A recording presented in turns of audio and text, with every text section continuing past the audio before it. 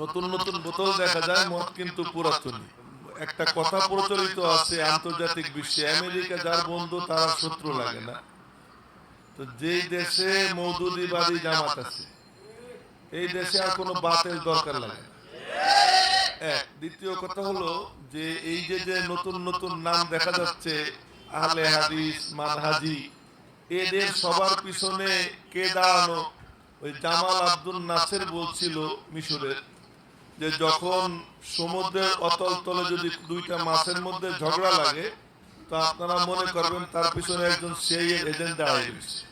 ঠিক তেমনি ভাবে আমাদের দেশে ইসলামের নামে, দ্বীনের নামে যত ফিতনা মাথাচাড়া দিয়ে উঠতেছে এবং তাদের প্রধান টার্গেট হলো উলামায়ে কেরাম, এদের পিছনে কোনো না কোনো মওদুদ দাঁড়ায় থাকে। এটা হলো মূল ব্যাপার। আজ আমাদের মধ্যে একটা